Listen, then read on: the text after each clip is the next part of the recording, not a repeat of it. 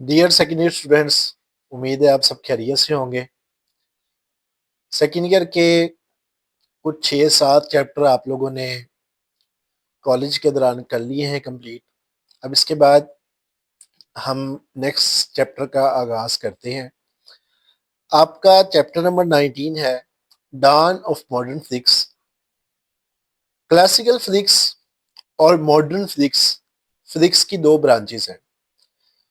वो एस्पेक्ट्स जिनको आम फिजिक्स के लॉ से एक्सप्लेन किया जा सकता है, या 19वीं सदी से पहले जितनी भी फिजिक्स थी उसको अब कैटेगराइज हम करते हैं क्लासिकल फिजिक्स में, क्योंकि उसमें बेसिक चीजें शामिल हैं जैसे कि laws of motion, laws of thermodynamics, तैरने का असूल या और भी डिफरेंट प्रॉपर्टीज। लेकिन जैसे जैसे साइंस में एक्सप्लोरेशन हुई है, इन्वेंशंस हुई हैं, नई नई थ्योरीज आई हैं, नए नए कॉन्सेप्ट आए हैं, फिजिक्स में भी फिजिक्स जो है वो क्लासिकल नहीं रही, बल्कि ऐसे बहुत सारे एस्पेक्ट्स हैं जिनको क्लासिकल फिजिक्स एक्सप्लेन ही नहीं कर पाती थी। उनमें एक्सप्लेनेशन का दायरा कार थोड़ा सा वसी किया गया, और कुछ ऐसे साइंटिस्ट थे जिन्होंने इन फिनोमिनास को एक्सप्लेन किया, और इनकी जो सारी स्टडी और रिसर्च है उसको मिलाकर बना दिया गया मॉडर्न फिजिक्स। इस चैप्टर में हम यही बात पढ़ेंगे कि वो रेवोल्यूशनाइज्ड फ्रेमवर्क जो उन खास टॉपिक्स को एक्सप्लेन करता है जिसको क्लासिकल फिजिक्स एक्सप्लेन नहीं कर पाती, वो टॉपिक्स हैं क्या, उनका दायराकार क्या है, और उनको मॉडर्न फिजिक्स की बुनियाद पर कैसे एक्सप्लेन किया जाता है, हत्ता कि उसको क्लासिकल फिजिक्स एक्सप्लेन नहीं कर पाती। इसमें जो टॉपिक्स इन्वॉल्व हैं आपके चैप्टर नंबर 19 में, डॉन ऑफ मॉडर्न फिजिक्स में, उसमें बेसिकली मेन दो कैटेगरीज हैं।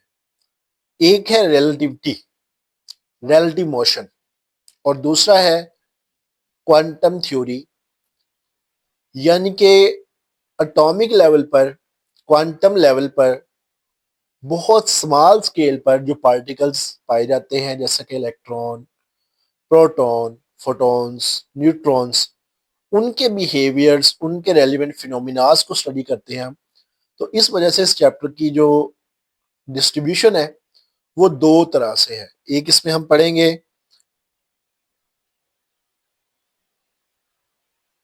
रिलेटिविटी को, और दूसरा क्वांटम थ्योरी को। आगे बढ़ते हैं और सबसे पहले एक्सप्लेन करते हैं व्हाट इज रिलेटिव मोशन। लेकिन उससे पहले हम थोड़ा सा एक्सप्लेन करते हैं कि ऐसे कौन से फिनोमिनास हैं जो रिजॉल्वेबल नहीं है बाय क्लासिकल फिजिक्स। तो उसमें सरफहरिस्त है ब्लैक बॉडी रेडिएशंस, जिनको हम आगे जाके डिस्कस करेंगे।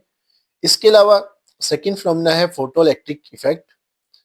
फोटो इलेक्ट्रिक इफेक्ट जनरली ये है कि जब किसी मेटल की सरफेस के ऊपर लाइट फॉल करती है या सेमीकंडक्टर के ऊपर, तो उसमें जो चार्जेस हैं वो पोटेंशियल गेन करते हैं और वो मोशन करना शुरू करते हैं।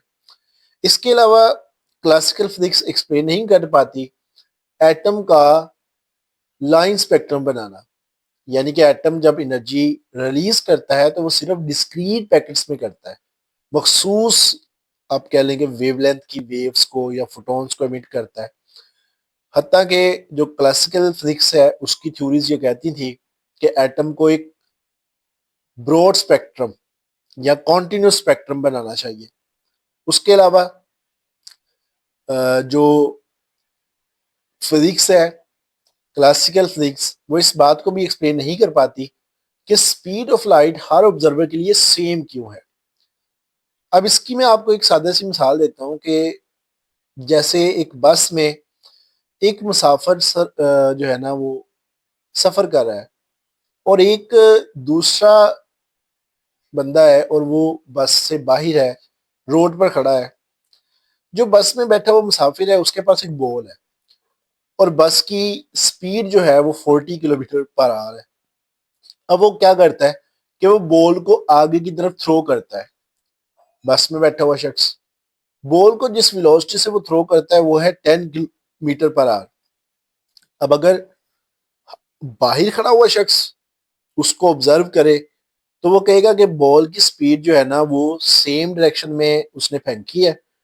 तो बॉल की स्पीड और बस की स्पीड दोनों जमा होकर जो टोटल स्पीड बनेगी बॉल की वो बनेगी 50 किलोमीटर पर आवर। इसी तरह से अगर हम बात करें उस ऑब्जर्वर की जो बस में बैठा हुआ है तो उसके लिए तो स्पीड 10 किलोमीटर पर आवर है क्योंकि वो तो बॉल को अपने लिहाज से फेंक रहा है। तो ये जो इनवेरिएंट है इस स्पीड में ये कहलाता है रिलेटिविटी कि एक के लिहाज से स्पीड कुछ और है दूसरे के लिहाज से स्पीड कुछ और है। लेकिन अगर यही फिनोमिनन एक ऐसा शख्स ऑब्जर्व करे लेकिन वो करे लाइट के लिए, यानी कि मिसाल के तौर पे दोनों के सामने बस वाले मुसाफिर के सामने भी और रेस्ट वाले के सामने भी, बस वाला मुसाफिर विंडो से देख रहा है और दोनों के सामने एक सोर्स से लाइट चलना शुरू होती है और वो एक जगह से दूसरी जगह पहुंचती है। तो जब वो दोनों लाइट की स्पीड को नोट करेंगे ना उनके अंदर कोई डिफरेंस नहीं आएगा। और ये बड़ी एक अजीब बात है कि बॉल की स्पीड में तो फर्क आ गया था। एक को लगा कि वो 10 किलोमीटर पर आ रहा है, दूसरे को लगा कि वो लगा नहीं बल्कि उसने मेजर किया तो वो थी 15 किलोमीटर पर आवर। लेकिन स्पीड ऑफ लाइट दोनों के लिए सेम है, 3 × 10⁻⁸मीटर पर सेकेंड। तो इस बात को क्लासिकल फिजिक्स जो है वो एक्सप्लेन नहीं कर पाती। इसके लिए भी हम यहाँ पे आगे स्पेशल थ्योरी ऑफ रिलेटिविटी को डिस्कस करेंगे।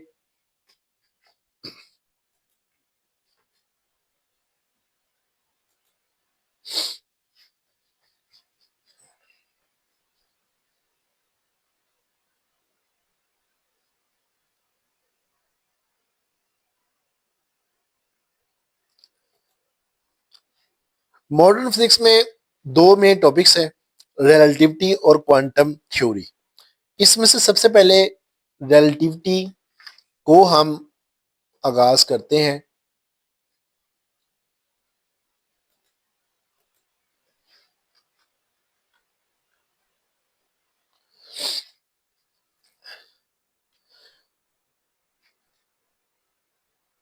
लेकिन उससे पहले डेफिनेशन ऑफ मॉडर्न फिजिक्स को हम जरा पेपर के पॉइंट ऑफ व्यू से याद करने के लिए लिखेंगे। तो मैंने आपको बताया कि मॉडर्न फिजिक्स में बेसिकली दो पॉइंट्स हैं, एक तो क्वांटम थ्योरी और दूसरा रिलेटिविटी। तो इसी बिना पर हम इसकी डेफिनेशन करते हैं।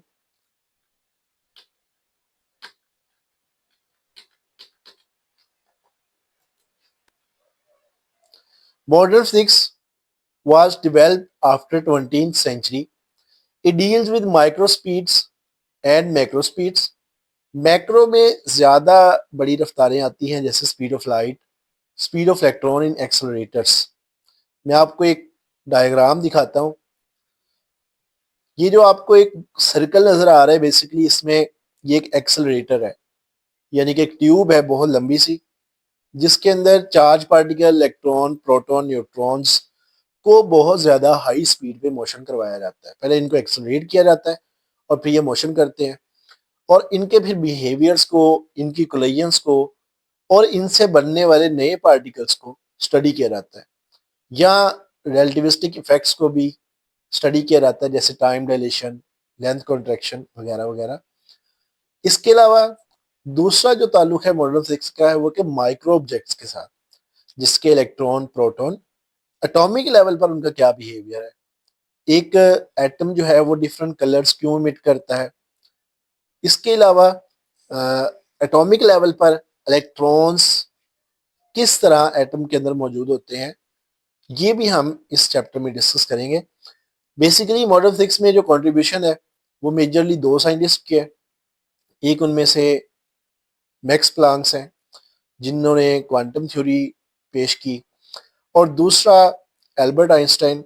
मैक्स प्लांक की क्वांटम थ्योरी के अलावा इसमें कंट्रीब्यूशन उनकी ये भी है कि उन्होंने इलेक्ट्रोमैग्नेटिक रेडिएशंस की जो इक्वेशंस हैं उनको पेश किया। एल्बर्ट आइंस्टाइन जो कि बहुत एक फेमस साइंटिस्ट हैं फिजिक्स के, इनका कंट्रीब्यूशन रिलेटिविटी में बहुत ज्यादा है। इनकी special theory of relativity, general theory of relativity जो रिलेटिविस्टिक इफेक्ट्स को एक्सप्लेन कर पाती है। उसके अलावा फोटोइलेक्ट्रिक इफेक्ट भी आइंस्टाइन ने एक्सप्लेन किया। दोनों साइंटिस्ट जिनको आप देख रहे हैं, इनको अपनी अपनी महारत पर नोबेल प्राइज मिल चुका है, जिसको हम आगे जाके इस चैप्टर में पढ़ेंगे भी कि इनको किस कंट्रीब्यूशन पे फिजिक्स में नोबेल प्राइज जो है वो दिया गया। हमारा नेक्स्ट टॉपिक है, या इस चैप्टर का पहला टॉपिक है रिलेटिव मोशन। अब रिलेटिविटी मैंने आपको थोड़ी सी एक्सप्लेन की है। जैसा कि मैंने आपको कहा कि एक बस में बैठा हुआ मुसाफिर अपने लिहाज से और अपने इर्द गिर्द के दूसरे पैसेंजर्स के लिहाज से सीट पर बैठा है और रेस्ट में है, वो हरकत नहीं कर रहा। लेकिन अगर उसको कोई बाहर से खड़ा हुआ शख्स देखे जो बस से बाहर है, तो वो देखेगा कि बस हरकत कर रही है और ये शख्स भी बस के साथ साथ हरकत कर रहा है। अब ये तो वो मिसाल है जो आपने रिलेटिविटी के बारे में बहुत बार सुनी होगी, लेकिन हम इसकी डेफिनेशन और भी बहुत सारे ऐसे एस्पेक्ट्स देखते हैं जिनमें चीजें रिलेटिव होती हैं, एब्सोल्यूट नहीं होती। यानी कि जैसे अगर मैं किसी क्लासरूम में एक चेयर पर बैठा हूं और मैं ये सोचूं कि मैं तो रेस्ट में हूं, तो ऐसा नहीं होता। आप कभी भी रेस्ट में नहीं है। यहां मैं एक अगर स्टेटमेंट दूं मेरी ऑब्जर्वेशन के मुताबिक कि एब्सोल्यूट रेस्ट जैसी कोई चीज कायनात में मौजूद ही नहीं है। कैसे? हम क्लास में बैठे थे, क्लास में बैठे हुए हमें अगर कोई ऑब्जर्वर चांद से ऑब्जर्व करे, तो क्या वो कहेगा कि हम रेस्ट में हैं?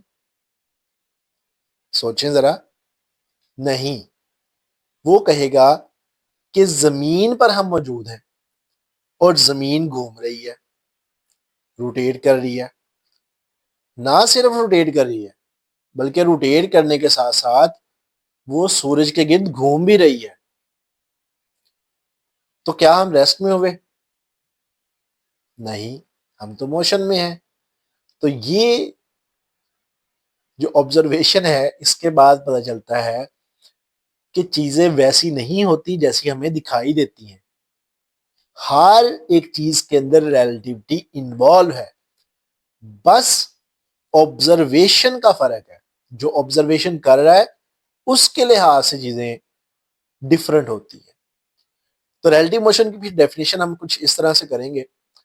Relative motion is the calculation of the motion of an object regarding to other moving और स्टेशनरी ऑब्जेक्ट। एक ऑब्जर्वर के लिहाज से, जो कि रेस्ट में भी हो सकता है और जो मोशन में भी हो सकता है, किसी दूसरे ऑब्जेक्ट की मोशन को कैलकुलेट करना।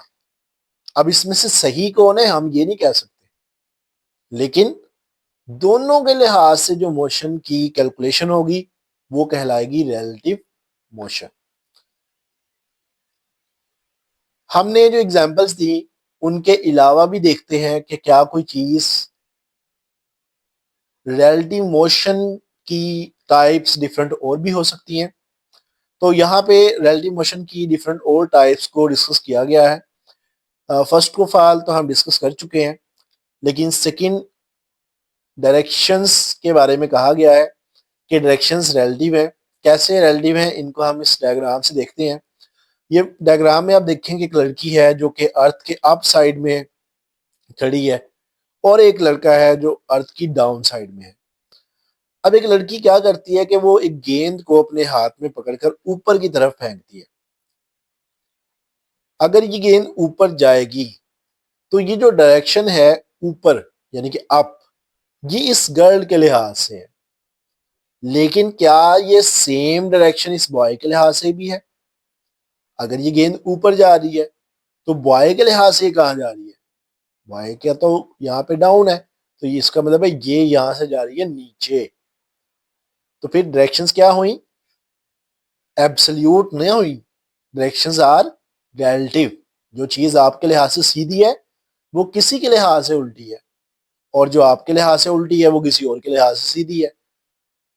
आपका राइट किसी का लेफ्ट और किसी का राइट आपका लेफ्ट। तो ये और उसके अलावा स्पीड भी रिलेटिव होती है। ना सिर्फ ये क्वांटिटीज रिलेटिव है, बल्कि एक बड़ा इंपॉर्टेंट कॉन्सेप्ट हमें आइंस्टाइन ने दिया। उसने कहा कि टाइम भी रिलेटिव है।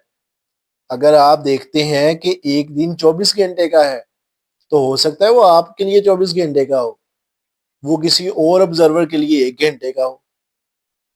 जो लाइफ आप 50 साल की जी रहे हैं, आपके लिए वो 50 साल है, किसी और के लिए वो 50,000 साल भी हो सकते हैं।